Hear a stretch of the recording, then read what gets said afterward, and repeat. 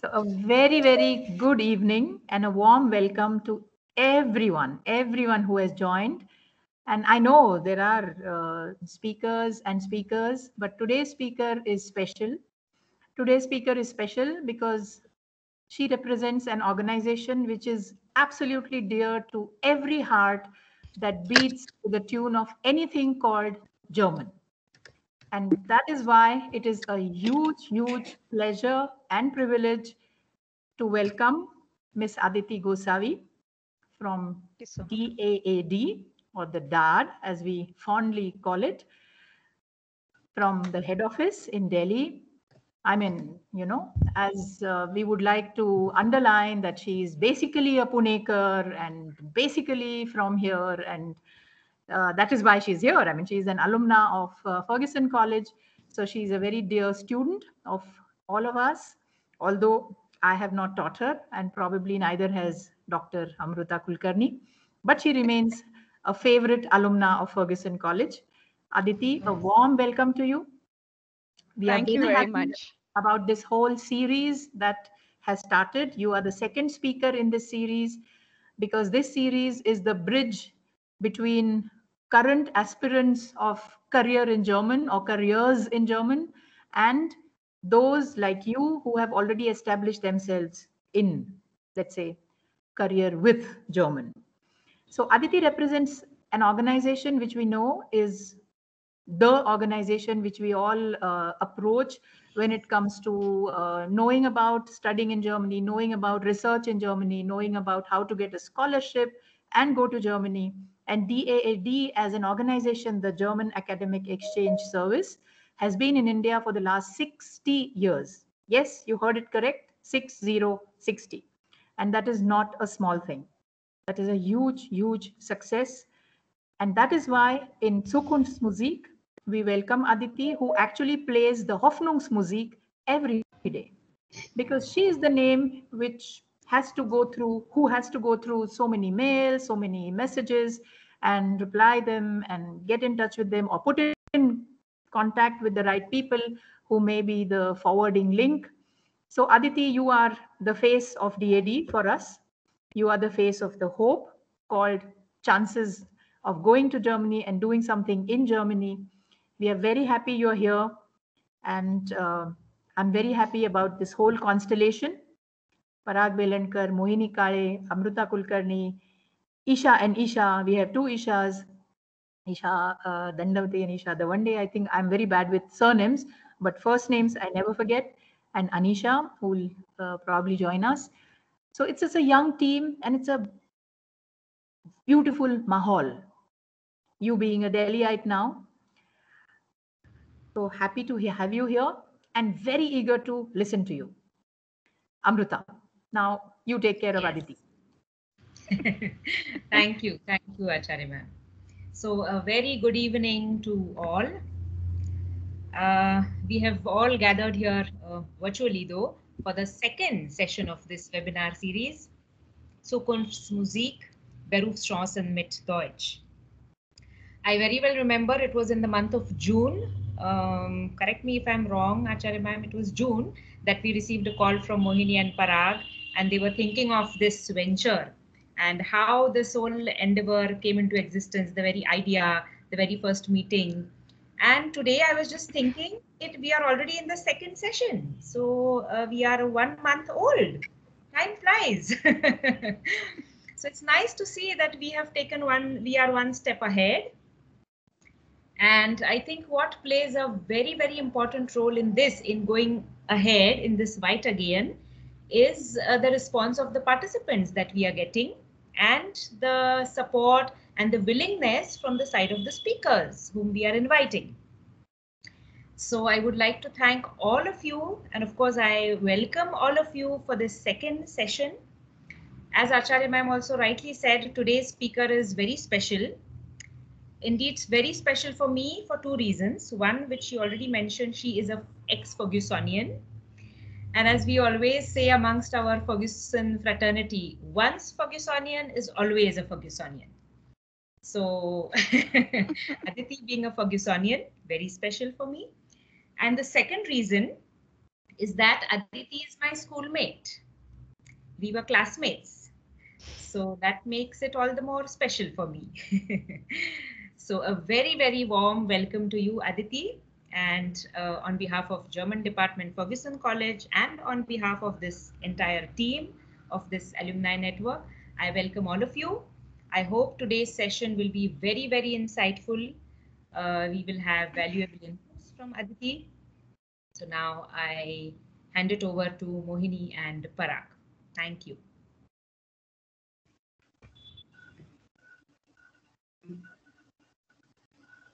Can you hear me now?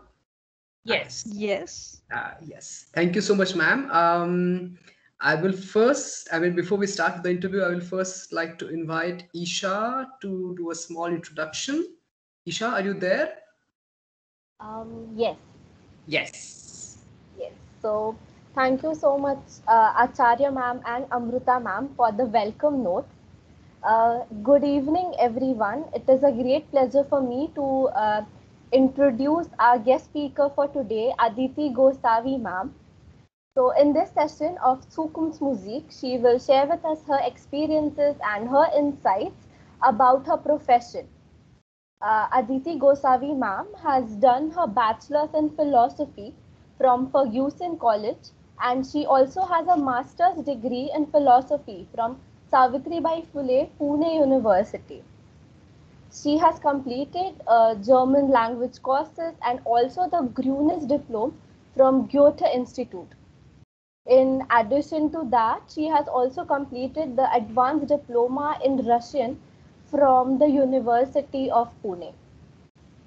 So, having proficiency in 5 languages, she is also a polyglot.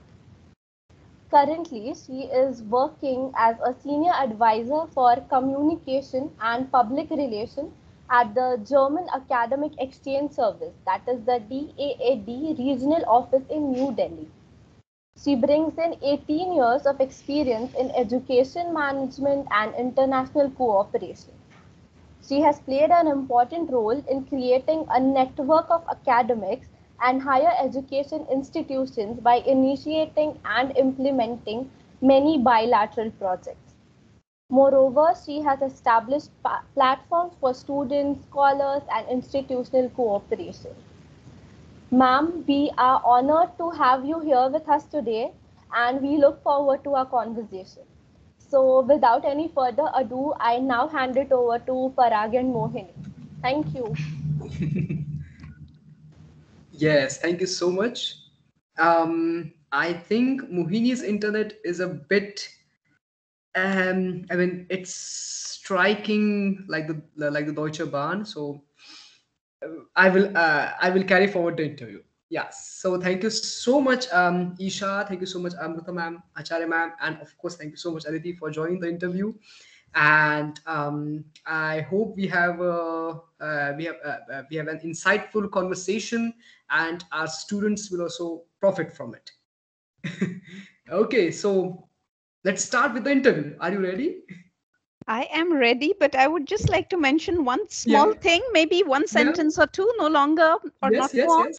But I just wanted to say that, well, there was something about so it's an honor or something like that. And I wanted to shout out, stop, stop, stop.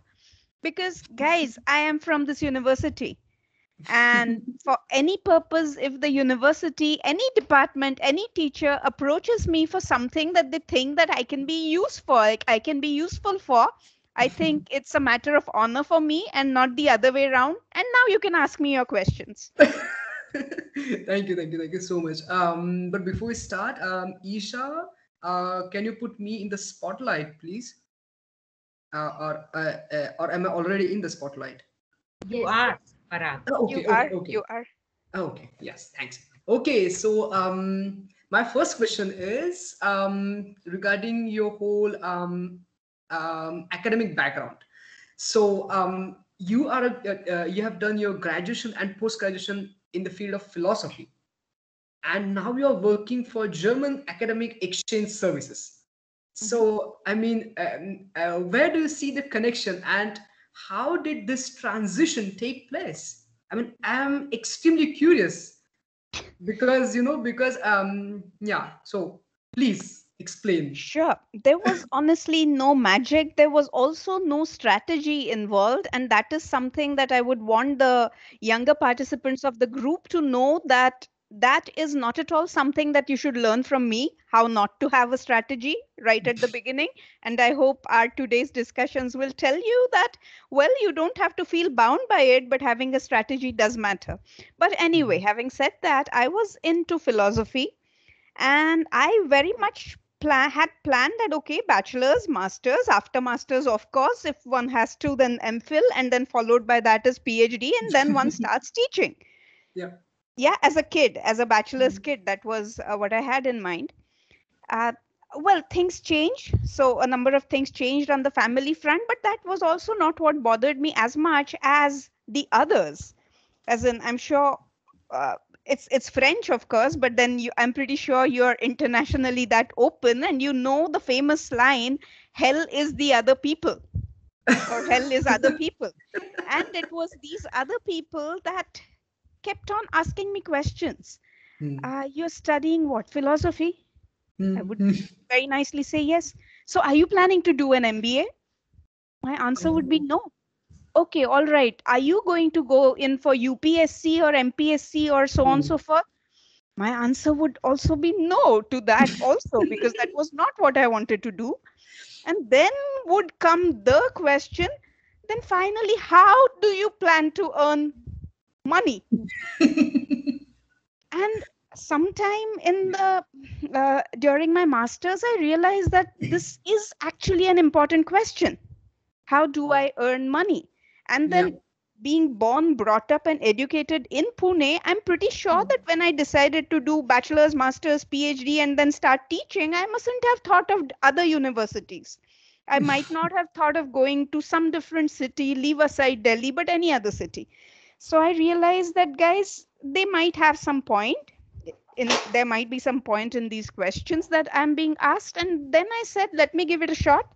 And it was in the second year of master's that I started applying for jobs, basically to check, does anybody accept me with something like a master's in philosophy? And yes, the first one to accept me was, I think, Convergys. It was a call center. I was like, okay, at least I have some letter in my hand that says that I'm not useless. But then I didn't want to work for a call center, not because it is bad, but then I'm talking about like 20 years ago, and call centers was a new thing. I knew how they operated, and that was not something I was really looking forward to. So I kept on the applying thing. And I happened to apply to a chamber of commerce in Delhi. It's a national chamber of commerce, and they needed someone to take care of a project that they were running. It was a big fat conference on biotechnology. I had nothing to do with conferences. I had nothing to do with biotechnology, of course. But then what I gathered was what they needed was a person with good language skills, as in English language skills, and they wanted someone who could plan events or manage events, if not plan, because I was not the head there, but I and then, as luck would have it, they actually accepted me for a 6-month long job. The event went wonderfully. I learned a lot of things. I explored myself. I suddenly got to know, oops, my letters are not bad. I do write good letters, and I can actually give decent content when I have to convince speakers to come, and so on and so forth. And and at the end of the 6 months, when I thought that now is the time when I go back to Pune, because Delhi was Delhi and Pune was Pune, and my preference would, of course, have been Pune. Not only at that point of time, even today, I would say that it would be that. It's just that I don't know the Pune as it exists today. But then they offered me a proper job. Which was like, I felt like, look, I'm really not useless. In spite of my philosophy, I'm not useless, and I have a job. That was how the philosophy thing began. And then once, bad things happen, one gets used to bad things. One gets used to earning a decent salary. And that happened to me. I fell in the trap of that decent salary till I was hit by the realization that others working along with me were more or less my age, but they were earning better. because they had MBAs and I had Oh. philosophy. Yeah, So yeah. my bosses would always say, no, you're doing a wonderful job, but we can't pay you what we are paying them because they have a degree, you see, a degree that's Mhm. relevant. Yeah. And then I knew that irrespective of how well I work, I will not be where my colleagues are who are doing precisely the same thing that I'm doing. Mhm. And then the DAD happened. Then I thought, getting bored in Delhi, I'm looking for something else, but then it's always better to look for another job when you already have a job in hand, and so on and so forth. And then I said, I was away from German for 2 long years because the masters in philosophy did not need me to be learning German. I had learned Yeah. enough. Wittgenstein was my focus fellow, and I was Wow. reading him well enough in German. And then I thought, well, time passed. Let's start with German again. So I started going to the Delhi Max Muller Bhavan. I continued. Okay. And then suddenly this DAD position happened. And that was how I'm stuck. So I still tell you, hell is the other people. Other people. Had it not been for them, I might have been doing my philosophy happily and possibly teaching somewhere, goodness knows where. But yeah. Yes, yes, yes. Yeah, I mean, I think we can all relate to that because as students of humanities, we are constantly asked the question, so what are you going to do in your later life? I mean, what jobs do you get when you start learning German? Exactly. I mean, people would ask me constantly this question. So, are you going to work as a translator? Will you be working in the German embassy? And I was like, I don't know. But yeah, accidents happen and you never know where you can end up. Absolutely. Yeah. Okay, Mohini, are you there? Yeah, can you hear me? Can you see me? Yes. We cannot see you. Ah, I yes. can Yeah, see yeah. Mohini. Yeah. Das ist gut. Yeah, super. So thank you so much for the first insights, ma'am. We had connecting the same question. So you are working in DAD right now. So can you just elaborate on the exact role, what your position is, and what exact role are you playing there? Yeah, my present position, as I was introduced, I take care of communication and public relation. Now, what does that really mean? Communication means, for example, it's actually in a way like being a storyteller for the DAD. So how DAD appears to the outsiders or to people who may not know DAD. So I have a role to play in that. For example, the entire website or any communications that go out, whether it is the newsletter, which is a monthly figure, or so on, so a feature, or so on, so forth. That is what I take care of. The PR, so connecting with journalists, staying in touch with journalists, feeding them stories, as in true stories, of course, but still keeping them well fed in terms of stories. That is what I do today. That was not how I started, but I finally am here. Okay. Okay, Parag, the Yeah. next question. Yeah. I think many of you don't know this, but Aditi can not only speak English, Marathi, Russian, German, but also Nepali. I mean, so this is something quite amazing. So can you elaborate a bit on this whole Sprachenlernen? Uh, well, the first reason was simply because, well, it gives one kicks. But then when one starts learning a language, it is not just for the kicks because one learns a language for the first time. I, of course, grew up as in from child to a little bigger child. I was speaking only English, Marathi. Then, of course, English came into my life with schooling. And then it was reading.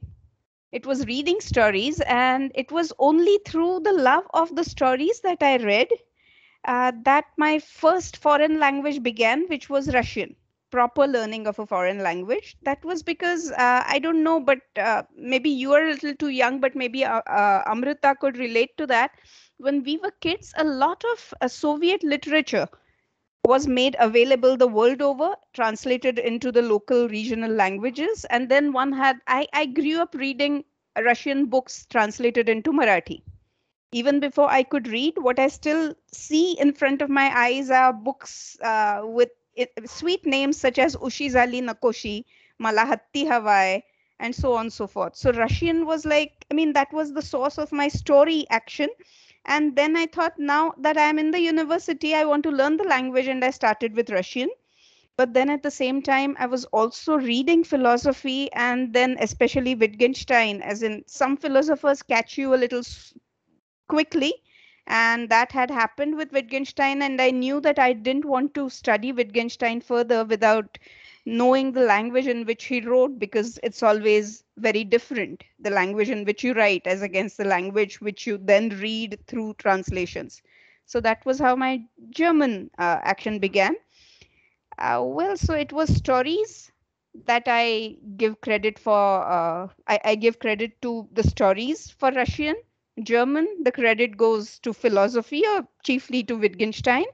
And when it comes to Nepali, the credit goes to a very close friend who was from Nepal, who was a year junior to me in the university studying philosophy again. And then I don't know why, but then we made a pact that I speak with him in English, Marathi, and he speaks with me in uh, Nepali. And lo, that was how I picked up Nepali, for no other reason. And then today he speaks perfect Marathi. I don't speak perfect English, but then he was living in Pune and now he's at the IIT Bombay, so he has to speak Marathi. I don't have to speak Nepali. I speak that only when I go to his hometown or when I go to Nepal for official reasons. So that's the story of Nepali. Nothing more exciting, I'm sorry. Well, but that was, I mean, that was also very exciting. That is, as in I miss my yeah, missing and all those are all technicalities, but then I always get very good Chinese food whenever I buy Chinese food from one of those little telas in Delhi, because then all the kids there, all the cooks there are mostly Nepali speaking people. So I use their language, I get an extra momo, or I get good food in any case. Well, okay. Mohini?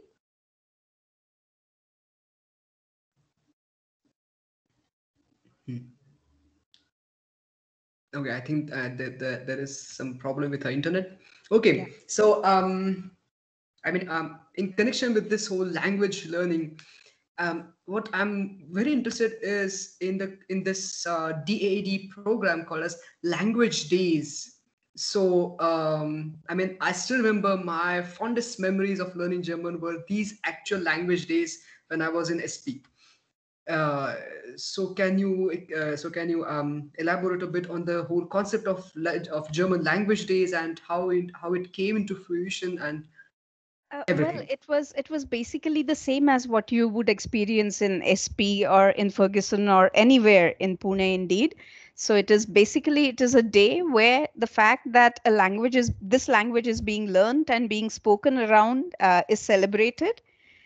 At times through competitions, at times without competitions, but at times with the help of performers. So there could be storytelling sessions or some painters doing something or the other.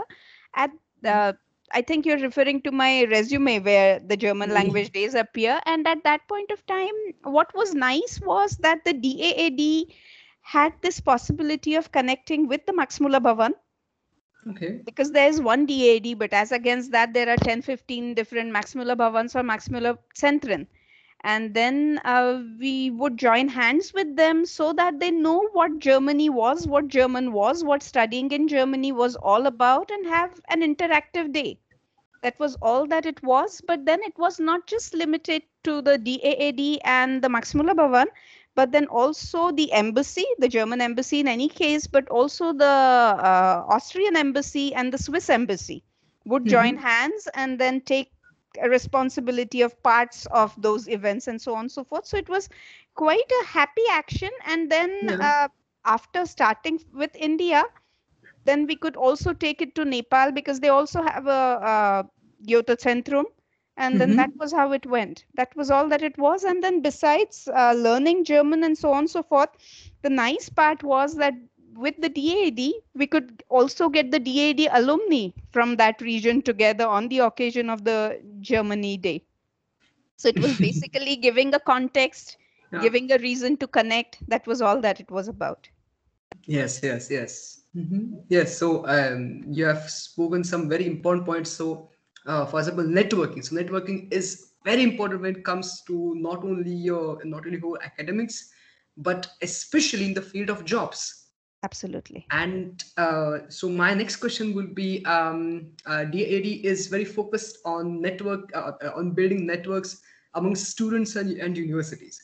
And one way is, and one strategy is to introduce the program called as Young Ambassadors. Right. So can you tell us students a little about it? Sure. I mean, it's a pretty senior program now. 7-8 years we've been having the Young Ambassadors. The idea of Young Ambassador program was not really developed as a program, because what you need to know that it is not a scholarship program. Or being a Young Ambassador also doesn't mean that the people have got a DAD scholarship. That doesn't happen. But then what one sensed was, just like all of you are doing, Parag or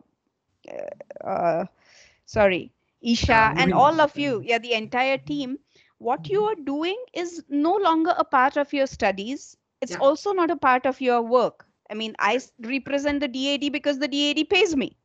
So no favors done on either side. They keep me happy, I keep them happy. But then you are doing it for a different reason, right, Parag? You're doing it so that with whatever experience you have gathered, even by just the way of sharing that experience or sharing the information that you might have gathered with others around you, or those who are not really around you, but others who are in contact with you, you can help them in some way. So it is the spirit of giving it back to them, in the positive sense of giving it back. But that is the whole point. And that emotion is pretty much there.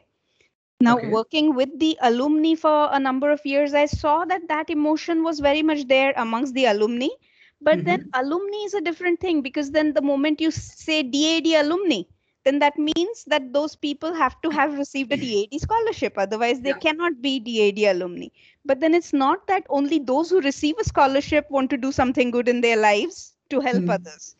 And then there are many free movers. Free movers is basically people who have gone to Germany, possibly with their own money. They may have got a scholarship, they may not have. But then, so they could have been free movers, or they could have been scholars, scholarship holders. They also wanted to do this kind, or provide this kind of help to others who might want to go to Germany. Study further, research further, find a PhD position, whatever it may be.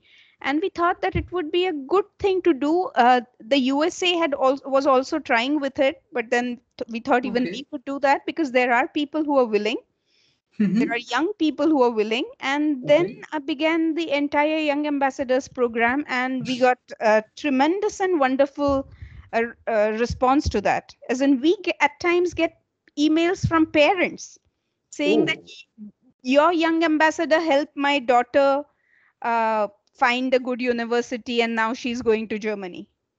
That's very nice. Young people would help them identify universities. They would help them with the databases. I don't know what all they helped them with, but basically they gave them enough of reason to consider Germany as a destination for themselves, and people responded to their help, suggestions, ideas, whatever. So that is what Young Ambassadors are. Just so that, since there are many students here who might even be interested in something similar, so every summer month, every May, June, the announcement comes out, applications are invited, and then selection takes place, because we actually get many applications. And then selecting is always a tough thing, but then yes, we have to keep it limited also, because we also need to be in a position to mentor everybody and support everybody. And then typically from August onwards, or September, this year it'll be September, but August onwards, the new batch of Young Ambassadors becomes active. So 30th and 31st, our new Young Ambassadors batch takes over, so to say. Great. So My next question is actually very important for our young listeners and to those who want to come to Germany. What is the funding strategy of the DAAD in regards to scholarships and everything? So Right. So when you say strategy, I'm not sure what exactly you mean, but just just tell me to stop wherever you see that I'm going in some other direction. Actually, why we have this question is because many students they are very curious to know if DAD offers any scholarships for masters, for bachelors, for PhD, and and I mean, of course, nobody can offer scholarship to each and every student and to each and every field, but there must but I mean, what Yeah, are the okay. opportunities and what are the available scholarships? All right. Fine. I'll try to answer as I said, and just Yeah, break me and ask me yeah. if I'm missing out on something. Yeah. Yeah, so the DAAD scholarships, one important question is whose money it is that the DAAD is spending. It is the German government's money, yes, but then whose money is it that the German government is sitting on? It is the German taxpayers' money.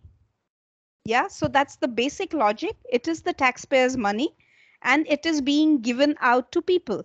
But then why would any country suddenly start giving their own taxpayers' money to other people? Yeah. Yeah, one reason is, of course, that the requirements of the German people, the requirements that a government is supposed to take care of, to fulfill, the insurance, for example, the health, the medical support, for example. So that being taken care of, that is when a country like Germany typically starts thinking of giving the money to others. And then why does it give to others? Because their own education, as most of you would know, is typically by default free. Yeah. Yeah, most of the or a large number of so if you want to study, the chances of you not being able to study are not going the reason is not going to be money.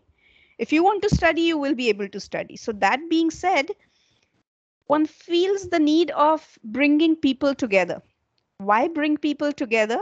Because then they have researched and they have seen how research happens, and as long as you have thoughts coming in from not only from amongst your own people, from only from this piece of land, but from here, there, everywhere, the thoughts become richer. The research becomes a much heavier and richer entity. So that is the reason why they want others to be around them. Now, it is also not only this thing of, as in, it is very true. If we do everything together, then we will all flourish. So the Sangachadvam, Samvadadvam, I'm pretty sure they're not thinking on the lines of Rigveda alone, but that is an important point. And that is why if you think of the DAD's motto, it is change by exchange. So any society that exists, it needs to be changed, change in the sense of developed in some manner or the other. And that development can happen with exchange. That's their way of looking at it. You have to remember that it's a tiny country. All European countries are tiny countries. Like they would be as big as Maharashtra, maybe a few kilometers more or less. But then even Maharashtra has the entire India around it, right? So India as a country is a much larger place in comparison to, let's say, these smaller countries, French, Germany, and so on and so forth. So they tend to be a little more open. Germany also has historical reasons. I think you are aware of that. So let's not go into that direction. But then they do see a point of coming together and learning. And there they want to include as many as they can. Also, because they are economically doing well, they also have other kinds of scholarships which actually help students, able students from developing countries. Now, I'm sure you can always argue about, is India a developing country even today? Well, but let's park that aside because we are trying to understand Germany's perspective of doing all those things. So for countries such as India, Bangladesh, Sri Lanka, Nepal, Bhutan, and not only the South Asian, but also many other countries, various countries in Africa and so, they also have some scholarships that are actually meant so that people from those countries also can get world quality education so that they can benefit their own country. So there are various DAD scholarships. So the scholarship which for India at least that does not see any subject as a bar or any subject as a preferred subject, those would be the entire bachelor's and sandwich model scholarships. I'm sure you know the names. But then there are also other scholarships such as the scholarships that were known as the country scholarships for developing countries. There, then you're likely to study subjects such as environmental studies, water management, and other resource management, even public health, and so on and so forth. So at times it is the requirement of the world, and at times it is the requirement of the country itself, and the mutual need or mutual desire of both countries or multiple countries. This is a global desire. Everybody wants their younger generation to study with good people and with appropriate labs and so on and so forth. And then, as you said, that scholarships is still, there is a matter of selection, and that they have to do because they are using their taxpayers' money. They also need to ensure that they are not just giving away the money, but they're actually using it only for the top-notch candidates. So then the selections take place. And then one might feel, as in I say that because I have come across a lot of humanities or even German studies scholars who say that DAD doesn't give us any scholarships. All their scholarships are for science and engineering. Now that is not quite the case. It's just that it goes to the best. And best is again judged not by Germans alone, but by Indo-German committees. So there, the quality bar is important, but then that doesn't mean that any subject is preferred or any subject is not preferred. That doesn't happen for sure. I mean, wonderful Germanistic kids have got DAD scholarships, and there are still many that haven't. But then the reasons are typically quality and availability of funds. Yeah. Okay. Yes, I hope that our students have. That was helpful for our students. Okay, so you are you're working in the DAD. So the name of DAD is actually Academic Exchange Services. So my next question would be, what do you, what differences do you see between the German academic culture and the Indian academic culture? Can you tell us a bit about it? Well, here, honestly, if I may say so, Parag, then you studied in Germany, didn't you? Yes. So I think you are studying, but you would be better able to answer this question. Because I can answer this question, yes, but it will be on the basis of observation. It will not be it will not be a first person account. Because I never studied in Germany. I mean, I did the Gruner's diploma, but then that's a little chunk that one dumps on whatever else one might have done. But that's okay. But yeah, what I see as what is starkly different. And when I say different, I'm not talking only about scholars or students. I'm also talking about academicians. I'm also talking about professors. And when I say that I find this in German professors, then it's quite possible that you have many professors like that in India also. But then when one makes such huge general statements, one is always falling into this trap of oversimplifying things. But having said that, still, I will do that. You put me in that spot. But typically what I see is significantly, what strikes me the most is the fact, is the element of independence and also the element of respect. When I say independence, it is both. Students get more independence. Students demand more independence. Even the professors do get more independence, I have to admit, because they by default expect students to manage a lot of things on their own and not, ma'am, I don't know, ma'am, is this right? Is this sentence correct? So that kind of independence, I mean, from both sides. And then respect. That is one very big thing that I see not only in the field of academics, but anywhere indeed. There is respect. And though we like to believe that the Indian culture is a great culture and so on and so forth, it's my personal take that I do find the respect element wavering more often than not. I'm not saying that all the respect that you will see from the Germans is honestly heartfelt. No, it's quite possible that it's just donned as an overcoat, but then it is there. Yes, So yes, that yes. respect, you do treat even a stranger with respect. You even treat a beggar with respect. You treat, of course, a student with respect, and you, of course, treat your teacher with respect.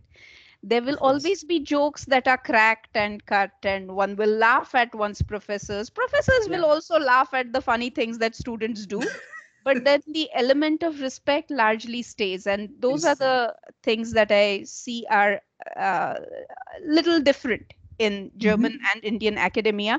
The other part is also the sense of quality. What you mean by a quality paper? A research paper, maybe that's too big, but even if it's a 3-page long essay, what you yes, mean by quality? This entire game of copy pasting and so on and so yes, forth. So yes, that yes. kind of something that exists in Germany, that is what I would surely say that is that is something that one simply needs to learn. Yeah, yeah. Some things Okay. that I also want the Germans to learn, that India is not that bad, the South Asia is also not that bad. For example, when I started working with the DAD, what actually Yeah. would hit me at times was like, they would say, you already gave the report to us. And I was like, wasn't tomorrow the deadline or wasn't today the deadline? Yeah, but in time. That's so German. And this is not only what comes from Germans, this also came from Indians. So German.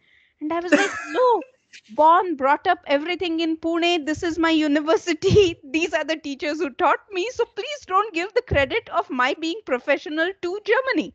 But that's okay. That's just a matter of joke, but it is something that really hits. And that Yes, would yes, be an yes. important part of intercultural communication in Yeah. general, that you have to know where those pain points can be. Don't press them. Yeah. Well, of course, yeah. Uh, I'm in Germany for last 2.5 years, and even now I work at the university, and even from time to time I get these snide remarks. Oh, that's so typical Indian. Oh, or oh my God, that's so German. Yep. Wow, you're so punctual. Yeah. How Yeah. come? So so these are all these Yeah. prejudices, and they sometimes cloud your judgment also, but Okay. sometimes they also influence your way of life, your way of whole Yeah. look at the world. So my question is, how do you cope with this with this hin und her, with this to and fro. You're constantly, actually, you have to deal with not only Germans, but you also have to deal with Indians. So what cultural insights, or what intercultural insights have you gained from this experience? Well, what I the answer that I give is not really an answer for research, and Yeah. it's only from that perspective that I give the answer. I really did not have to change myself at all in order to suit the German requirements. Maybe Puneites don't need to do that, but then again, I generalize. This is also a huge prejudice on my part. But then, see, once the sense of respect is there, then one doesn't need to make adjustments. Yeah. Then one has to make oneself tougher, because others are not going to, others will remain what they are, whether they are Indians or whether they are Germans. Yeah. What I learned dealing with Indian, for example, at one point of time, I was dealing with a lot of students. And Indian students are more likely to accept you acting like their parent while giving them information. They might accept that. You try doing that to a German kid, and then they would be like, what? So these are very small things, these are minor things, but at the same time, everybody has a certain sense of tolerance, certain limits of tolerance, and knowing the other's limits of tolerance, if you learn that, then there will not be any intercultural issues. That much I can be very sure of. I've never experienced any. I'm pretty sure that some Germans will actually say that she's very Indian. Or some Germans might say, no, no, she's all right. She's cool. She's not difficult, which is enough. And I think what one should aim at is not being difficult. Once one manages not being difficult, then one manages being able to spend a very good time with her and being going out for a cup of tea with her or whatever you may say. But no, so as I said, I don't really have a research appropriate answer to give to this intercultural adjustment. No, it's okay. Because in my experience, I never had to make any. Okay. And so, do you have any, any ups and downs in? I mean, while you are working in DAD, you are working in DAD for a long time. Are there any, moments of surprise or any moments of regret? Yes, as in when you spend 18 years with one place, I would like to believe that it would seldom happen that you don't have a single regret.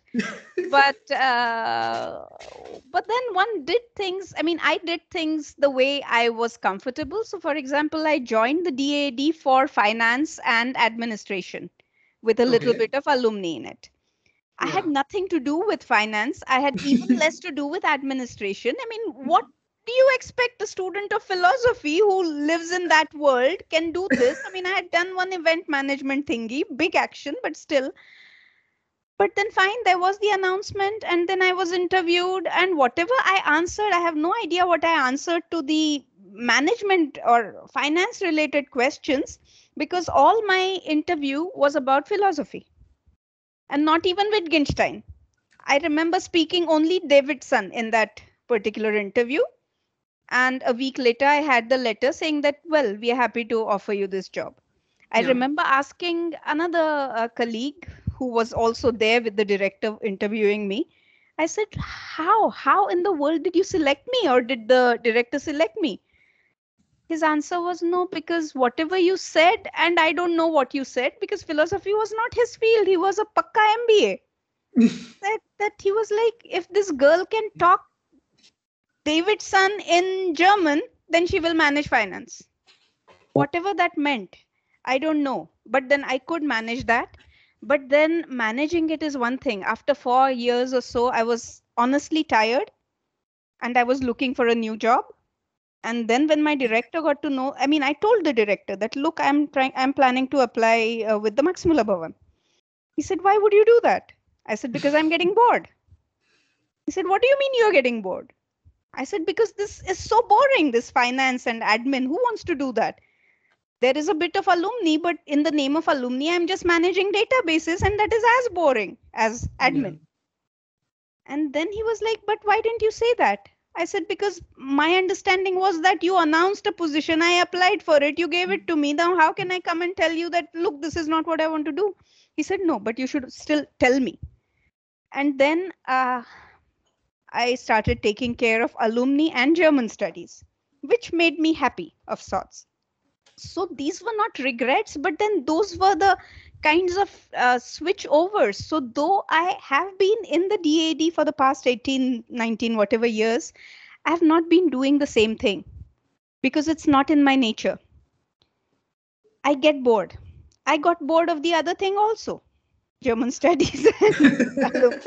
Then I moved to something else. And then finally I was like, bhai, theek hai, communication chalta hai. And then while doing that, I also did the Grunis diploma. And then I was also teaching at the Maximula Bhavan. So these were the little changeovers that I had. But then it's always what an individual needs to keep her or his life happy and exciting.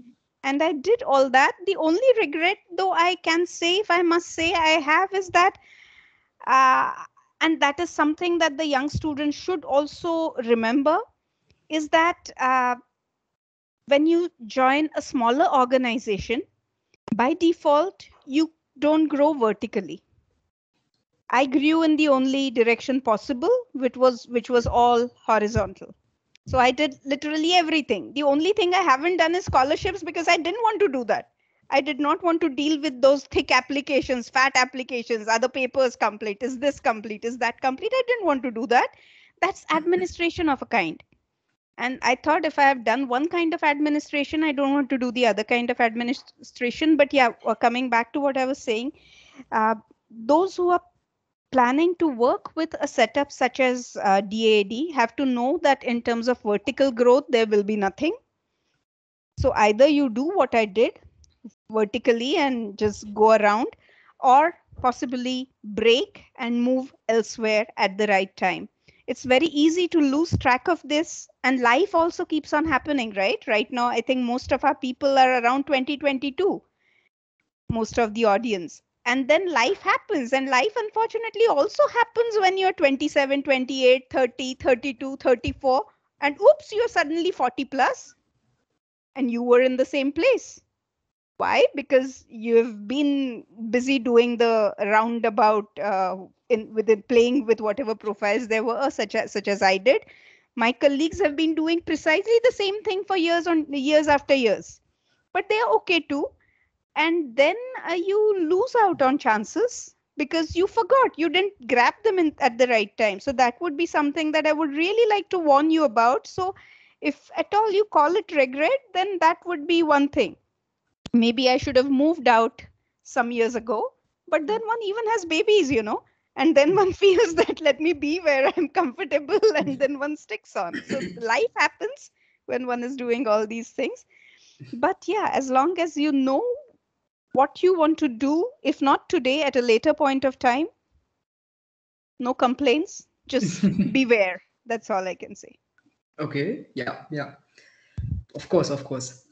So my next question will be, what kind of skills our students would need if they wish to apply to DAD,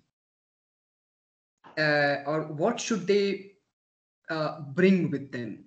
You mean is it apply just for a job? Yeah. Okay. Applying for a job at the DAD. See, as I already said, DAAD is a pretty small setup. So it's not that there is always a job available.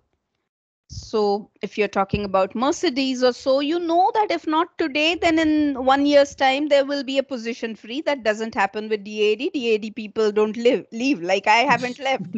And then, but then that's what you have to know. But then one good thing that the DAD does offer is these internship positions. Yes. And if staying away from your families or your homes is not a big problem for you, then the students might want to do some odd internship at the DAAD. It's typically 6 months, or at times in my own department in communication and marketing, there are 11-month internships, or other internships are typically 6 months. So that is something one can certainly consider doing. What does one need to have for that? German, for most of you, it'll be a given. You all speak German. What you also need to know is that German is just a tool. When you intern with the DAAD, or even when you work with the DAAD, German remains just a tool. And so that means that, yes, you have to be able to understand it. You also might need to write sentences, pairing sentences, but nothing beyond that. What you would need to know is computers, for example, user level computers. Computers is how to deal with Excel sheets, how to deal with PPTs, all those things. So you really need to be internet savvy. These days, in terms of computers are attacking everything. You need to know how in the world one operates Microsoft Teams. Doesn't mean that you need to know Zoom and you need to know Teams and you need to know ABC. But once you know one, you know that you can get into it and you can find things out from the other tools also. So you need to be technically well educated, and your English also has to be good, because your German can be good. And this is what I remember from my classmates from the Maximula Bhavan in Pune. They spoke excellent German. English was a trouble. Yeah, because one often learnt in vernacular medium schools Yes. where you always studied Marathi, you learned your geography, history, everything possible in Marathi. English was just one subject, and then you came to the Maxwell Bhavan or you started at the Rana Day, and then you were very good at German. But then at the end of the day, unless you're actually dealing only with Germans, you do need English. And so your grasp of the English language, user level grasp, is going to be important. So I don't know what Pune looks like. So I speak of the Pune that I knew 20 odd years ago.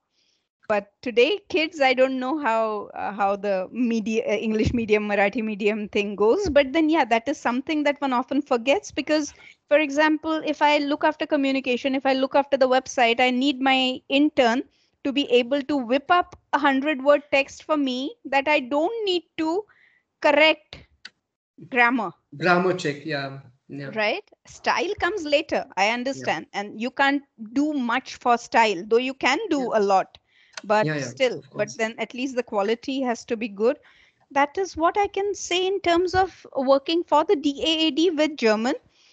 But I don't know if you have that question in your questions, amongst your questions. But for those who may not want to work for the DAAD or even for the Maximula Bhavan or so, what I would really like to tell you is that unless you want to get into academics or get into research or do German translations or so on and so forth, you absolutely cannot just say, well, I speak German and that's my quality.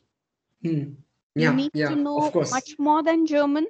Yes. Yes, so unless you're into translations and so on and so forth, then you are absolutely right. Then be on that track, and then there it's only your English proficiency, Marathi proficiency, and German proficiency that will matter. But then otherwise, there are a number of other organizations from Germany as well. So it's not just the DAD, it's not just the Max Müller Bhavan, it's also the KfW, it's also the GTZ, GIZ. And if you want to work there, then yes, if you speak German, you do stand good chances. But then not if you speak German, but otherwise you have done nothing else. Yeah. Something like sociology plus German. Then you become an interesting candidate for them. Or politics and German, then One Odd Foundation is likely to be interested in you. Okay, the person has not only studied political sciences, but also speaks German. Oh, that's what we want. So that would be something that you'll have to do. And these days, just studying one subject and being a master there is no longer sufficient. I think all of you would know that better than I can ever express. But therefore, it would be very important that after you're done with bachelor's, you think very carefully about whether you simply want to do a master's in German, unless you have those German specific interests, or you would rather do sociology. Humanities is one thing wherein you can very easily move from whatever bachelor special you have to some other special subject that is actually likely to give you more in terms of career options. And you have mastered a language, continue at the Maximula Bhavan so that your language remains all polished and crisp. That's what I can say. Yes. Thank you so much. No, because our thought behind this whole series was that students need to know that German is not an end in itself, but Absolutely. German is just the door to a whole new world. It's a Absolutely. world of it's a world of wonderful opportunities, and you just need to you just need to use German as a tool to grab these opportunities. Yeah. But you don't need only German, you also need these other skills. You There is absolutely language need other skills, skills. Yeah. there are these computer skills which you told, and there are also soft skills. In any case, that goes without saying. I mean, no Yes. profession, you can't be successful in any profession without soft skills. Yeah. Whether it is teaching, even if you want to teach. So about other things like economics, sociology, this, that, there you can still, as in things are different, because about that I already said that then German is just the tool and so on and so forth. But soft skills, they remain necessary. Yes, You can't do yes. without those, and you have to put in the extra effort. And all these intercultural pointers that you mentioned, you would need them not only when you're dealing with the Germans, you would need them if you're dealing with the Delhiites, you would need them if you're dealing with those from Tamil Nadu. You need Yeah. it everywhere. And India gives you enough of a playroom, as in it's a huge playroom. Because a Delhiite doesn't think like a Puneite doesn't think like a Mangalorean, and. So just keep fit on that front. Yes. And I would really like to stress this internship opportunity for students. I mean, internships are a great start into your Arbeitsleben, into the whole job world. And if you can do any internships, do them, because that's, I mean, and you will have wonderful experience, and you can discover yourself also, because that's very important. Yeah. Yeah. And then Okay. fine, 6 Yeah. months it's over. So even if you don't like either the Yeah. organization or the people, you're free in 6 months or whatever number of months. So big deal. Experiment. You have the time. Don't worry. Yeah. One always exactly. has more time than one thinks one has, as long as one uses it well. Yeah. Okay, so I have just two last questions. My first question will be, I mean, my second last question will be, what are your plans for the future?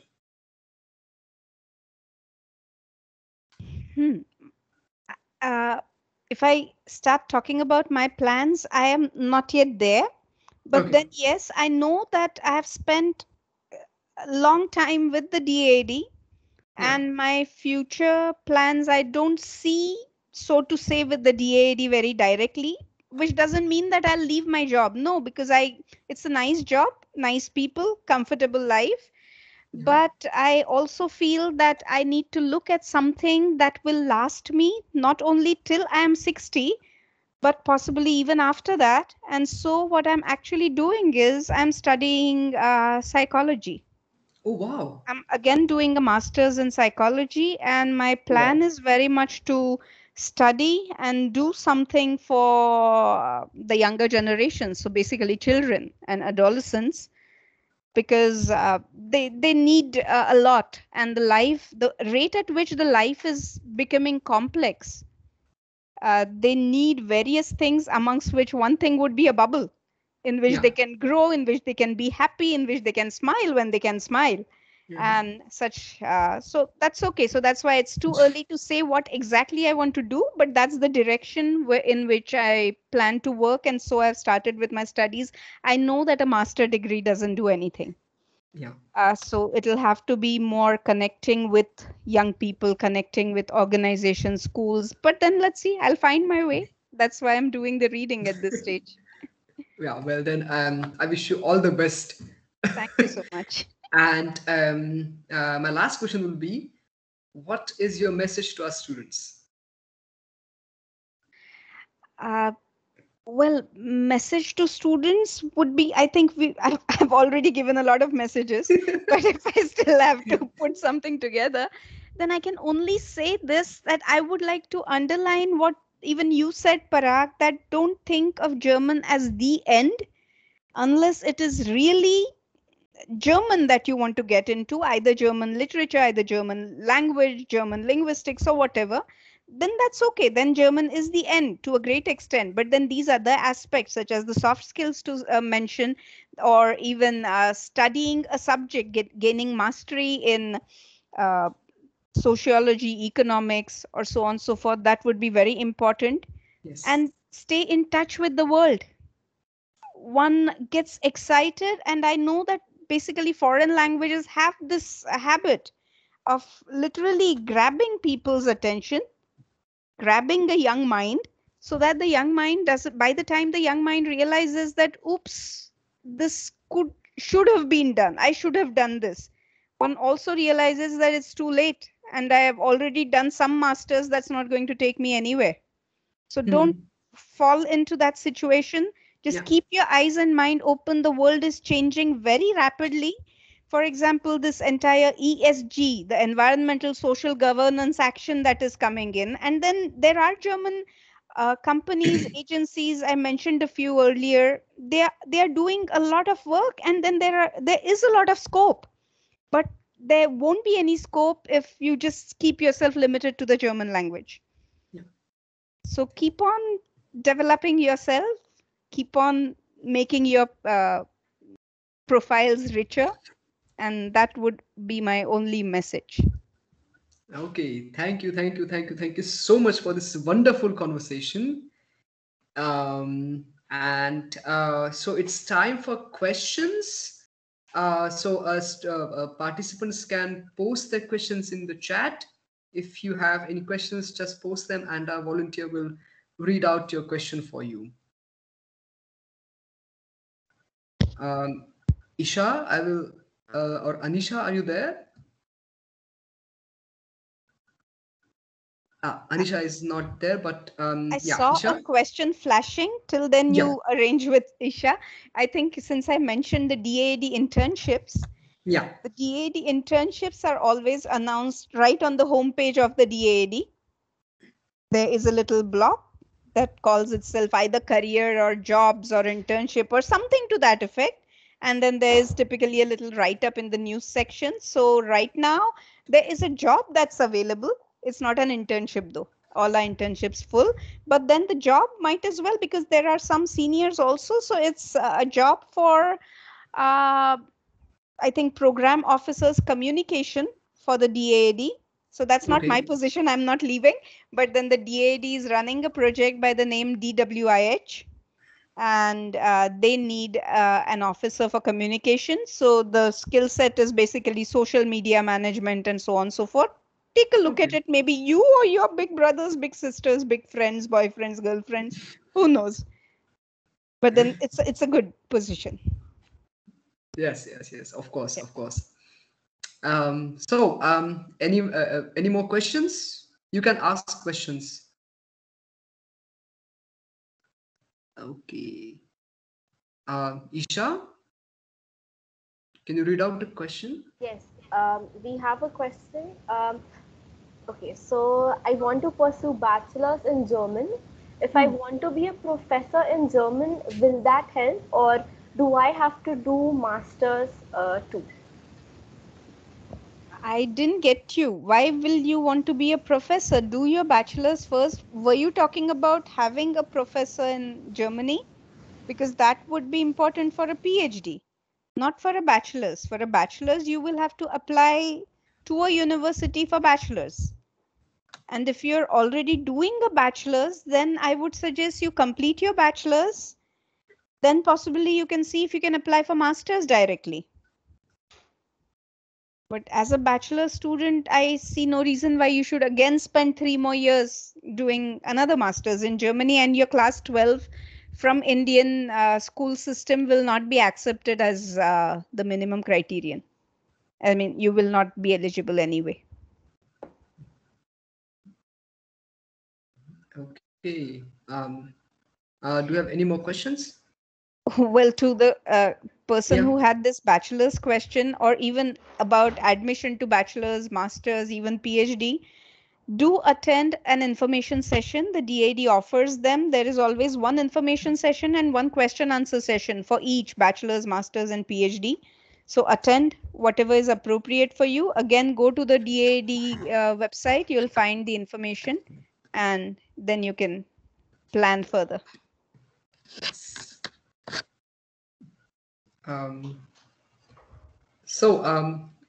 We can still have 1 or 2 more questions.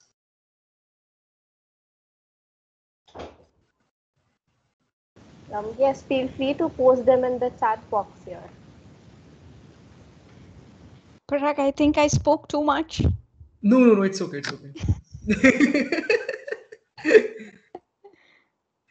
I think we will wait for a minute. Yeah. I'm okay. No, because if the person who's supposed to speak speaks too much, then the people who wanted to ask questions, they do get demotivated. I can imagine that. But it's...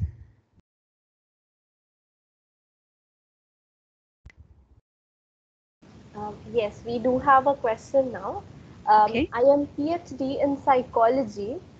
In what ways can it be helpful, and how can I plan my career in this? See, you already have your PhD in psychology. So where do you want to take your career, and in what connection with German language or Germany? Are you referring to what you can do in Germany? Because if you're thinking about that, then you can, of course, try and apply for a postdoc. If you want to do that, then you'll have to see if there is a position available that's suitable for you. And you have to go, there's a nice website called Research in Germany. There they announce a lot of postdocs and such positions. So see if there is something that would suit you. But then the likelihood is that you'll have to go to Germany. I don't know if that is what you're interested in. So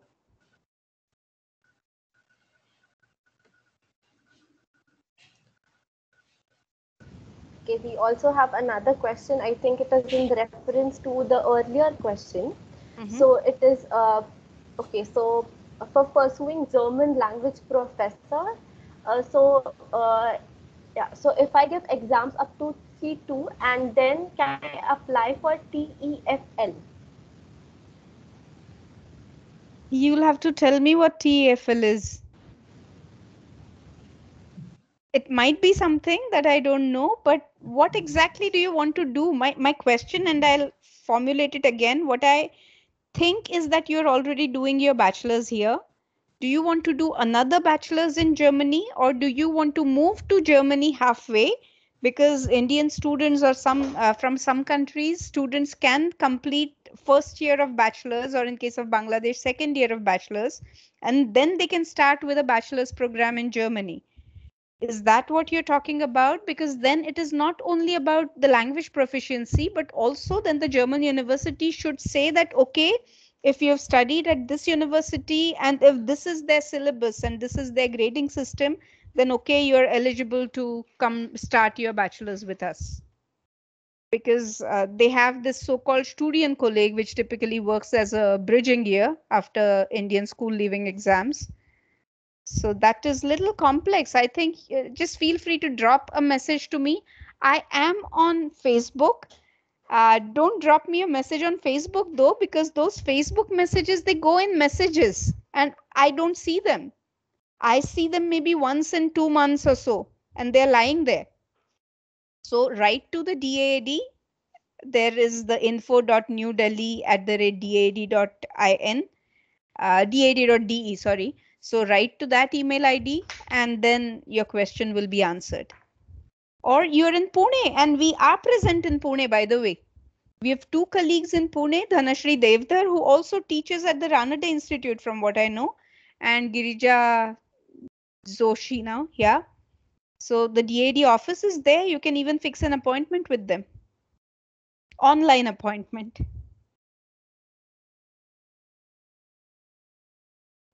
Okay, so you just asked us about what TEFL is. So TEFL is teaching English as a foreign language.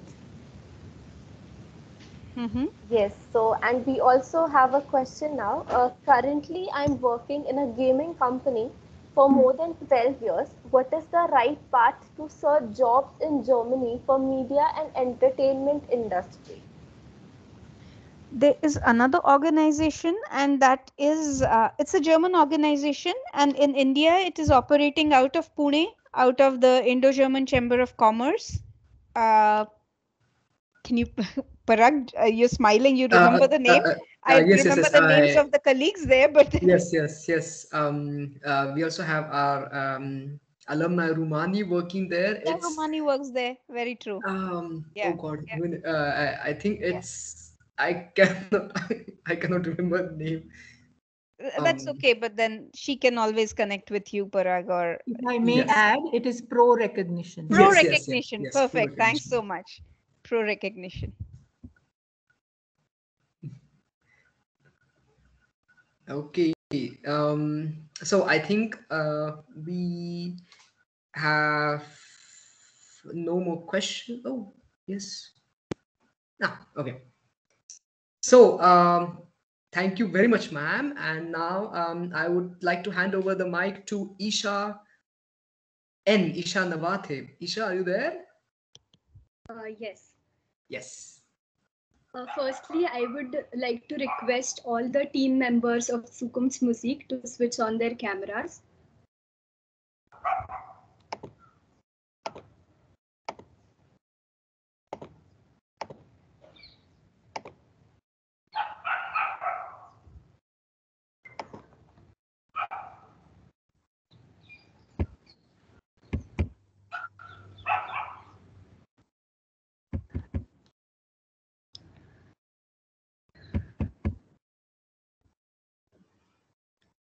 Somehow the camera is not getting on. My mic is on, but it is not switching on. Oh. Now. Yes, you're visible. Yes. I don't see Aditi Gosavi, ma'am. Is she here? Oh no, I thought it was going to be a team photo, so I made myself disappear. You are the most important person. No, you are the most important person today. Yeah. Okay, so good evening, everyone. A vote of thanks is a must after such a wonderful session. So I would like to start by thanking our guest speaker, Ms. Aditi Gosavi, ma'am. Ma'am, thank you so much for accepting our invitation and sharing with us all the detailed information and experiences as well. It was our absolute pleasure to have you with us today and to get to know about your field of work. Also, I would like to thank the German section of Department of Foreign Languages, Pune, and the German Department of Fergusson College, Pune, for joining us today and for being the host institutions for the Zukunftsmusik series. After that, I would like to thank the most important pillars of Team Zukunftsmusik, Dr. Swati Acharya ma'am from SPPU and Dr. Amrita Kulkarni ma'am from Fergusson College for their constant support and guidance in planning this event. And let's not forget to thank these two inspiring individuals, Parag Velankar and Mohini Kade, for conducting the interview in an organized way and for playing an important role in planning this event so passionately and enthusiastically. Also, thank you so much to the technical team of Fergusson College for helping us out with all the technical aspects of this session. And lastly, a big thank you to the audience for joining us today. And this event would not have been a huge success without you all joining in. Also, regarding the next session of Zukunftsmusik, Berufschancen mit Deutsch, the next session will be conducted on 25th of September, and Dr. Pradnya Bivalkar will be our guest speaker. So stay tuned for the registration link, which will be circulated on the social media handles. So yeah, that's it from our side. Stay safe, take care, and we'll see you in the next month. Vielen Dank. Yes, Isha, if I may add, I would also like to thank our wonderful and very helpful and enthusiastic volunteers. Thank you so much, Isha, Isha D, Isha M, and Anisha. I mean, this whole event could not have been possible without your and without your help. Thank you so much. Yes.